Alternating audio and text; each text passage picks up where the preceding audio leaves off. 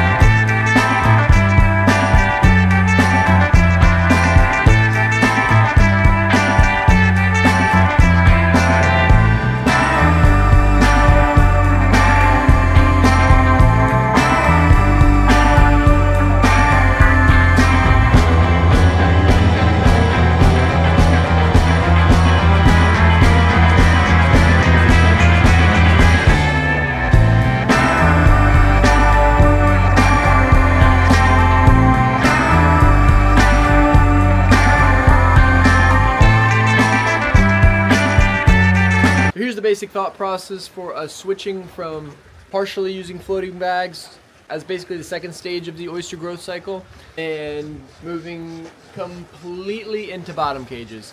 So hurricane season's coming. That's another thing. I can sleep very well at night knowing that my bottom cages are under a little bit of water. That's hurricane protection. Boom. The scalability of floating bags is questionable to me. Just the logistics and the amount of people that you'll need to repair lines, repair bags, chase down bags, sink your farm in a hurricane during a hurricane season. That's when most of the growth is happening. So you've got to stay on top of the growth. You can't be sinking your farm and taking it back up. That's not scalable for me, at least with the amount of people that we're trying to do this with. Oh, the pros of floating bags. They were cheap. They were cheap to purchase. We purchased them as cheap as we possibly could, which might have been a poor move, basically for the styrofoam. The styrofoam floats were the cheapest. We had bullet floats, but they would slide out. We couldn't get any tension on them, so it was like losing bullet floats is plastic in the river. Also, we do try and get as many as we can, and we picked up a lot of trash, so our river karma is cool. But those the styrofoam floats, the cheapest way to do it, it's not good for the environment to have them in the river. And so cutting those out, even though I've got probably 1,000 of them sitting there, I don't even know what to do with them. They don't disintegrate. I can't give them away. I don't want somebody else to put them in the river. So I got no idea what to do with those. But yeah, just the sustainability of the floating bags for the river. And I think the birds might be eating some of these styrofoam floats. It looks like that on some of them. I'm gonna be honest. Talked about storms. Oh, some of the benefits of floating bags. Cheap cost. They are easy to work. You do not need a crane. And they grow a really pretty oyster. So, those three things. The cheap cost. I don't know how cheap they are if you keep needing repairing lines. And if you put in the cost of that time to manage them, they're actually much more expensive than bottom gear. Number two was cost. Easy to work. No crane. We got cranes. We put a crane on every boat. So easy to work without a crane. If you don't have a crane, you got to bend over and pick them up manually. With the crane, they just come right up on the boat. And then the third, which is actually the most concerning, is quality. So the floating bags they have to be in high energy areas, or it's just basically a floating bottom cage. So the beauty of a floating bag, the beauty of the oysters comes from the joscillation and the whatever you call this. It comes from the energy on top of the water, right? And if you're in an area with not a lot of energy, you basically have a bottom cage. Now, if you're in a high energy area, you just gotta have really tight gear, which vibration and friction will just cut. Eventually, it will cut your gear and it will be in disrepair. Not disrepair, but you'll have to repair it. So, our solution for quality is now we have access to a second boat. Actually, we have access to 3 boats now. So that will allow us to spend more time tumbling, sorting, and we're going to get enough cages so that we can do this properly at low density. I actually believe that oysters that are grown in a bottom cage properly can be prettier, can be just as pretty, if not prettier, than a floating bag. So that's the experiment. We're going to go forward with it this year. I got a bad feeling about hurricanes too this year. So if our quality starts going down, we've got the floating bags. We'll try and figure that out. but I have a feeling that we'll be able to grow top quality oysters all on the bottom. So that's 2024 plan, and we will let you know how that goes. Pretty oysters are just low density, and so it's a low density, clean, and then the action. And we can simulate the action with the tumbler. So we can really tumble those oysters on high action at a higher frequency if everything is streamlined through bottom cages. So that's the plan. Hope y'all have a wonderful week and eat some oysters this weekend, man. You can have oysters all summer long. Just got done sorting out a round of malkits. It is springtime and they are abundant. So that's good. Some beautiful stuff coming out of these tubes. That's just springtime on the oyster farm. Stuff's always growing. Same as on land.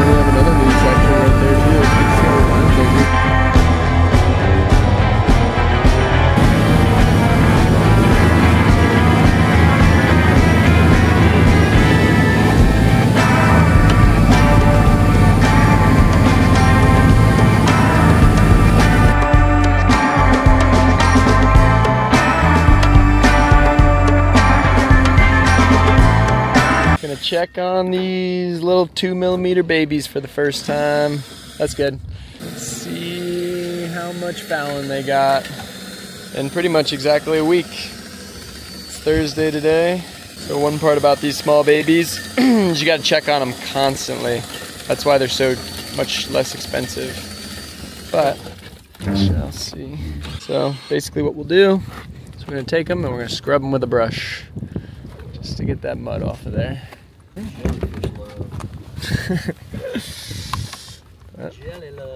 Let's see what we got going on. This one's left in there. I do see white. Oh, you see all that little white stuff? That's fin growth. I think you can almost see the... So what we're gonna do, they are growing. So the idea is basically, oh dude, yes. They are growing quite well. You see that? Look at that fin. It's like doubled in a week. You think about how big that fin is on there? That is awesome. So the deal might be just in the water. So I think right now, German Phil, because they're so small, we're just gonna shake them so that we don't crush them oh my goodness. Okay. We'll shake them in the water, Phil. Just like you're doing, just knock the mud off. So I'd say week one of this experiment is a success. To be honest, some of these oysters have almost doubled in size, or at least doubled in fin size. I would say that first week checking on these is very, very good. It looks like the fouling has stayed relatively low, but we'll still check it every week. But last week, these were all the size of sand, like little dusts of sand. I don't know if you can see that, but the fin on them looks like it's almost doubled the size of them. It's hard to get a good picture, but that ain't a 2mm seed anymore. So that's an extremely good sign. Now we just got to go through and shake all the cages, shake all the bags, keep them loose.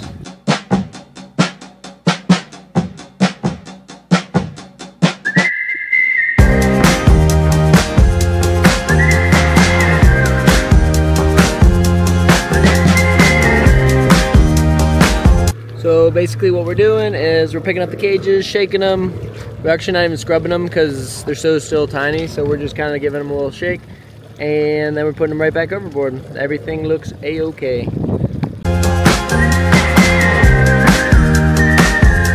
I was getting lost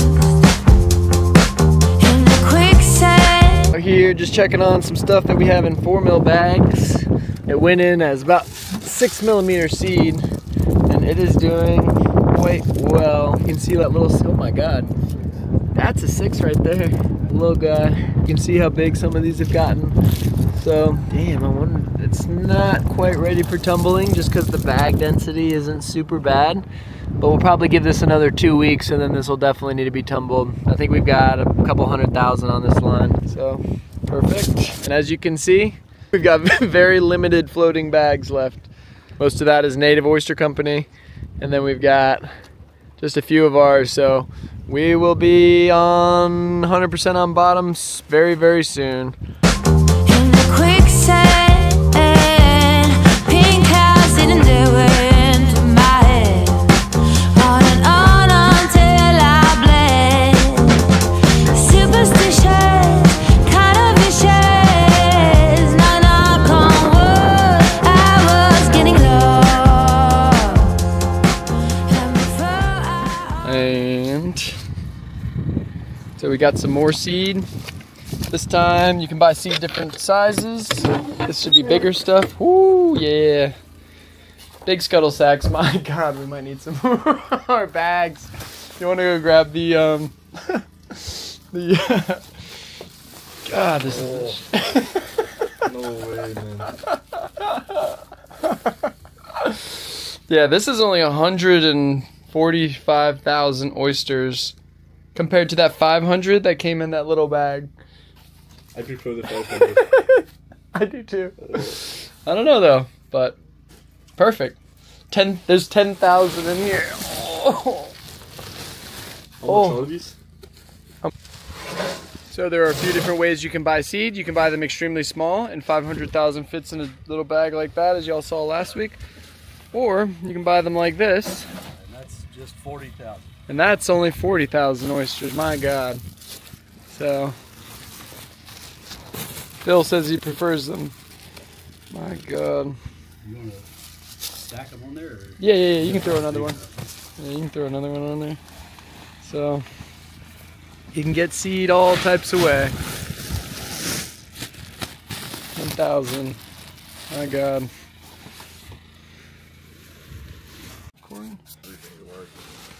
Alright, we got ourselves a scuttle sack, a different kind of seed this week. I've got actual 9 mil bags still. We saw them. There's my stash. I thought you were done with them all together. Nope, I haven't touched them. Lots of seed. Big stuff. So, I don't know where we're going to put them. We got low tide right now. We're going to wait for the tide to rise and then send them out. But, so you can buy big stuff, you can buy little stuff. Obviously, you pay a lot more for this, but it grows fast. It's a lot harder to work when it shows up, too. Alright, so if you've ever wondered what 11,000 oysters look like when they're hatched.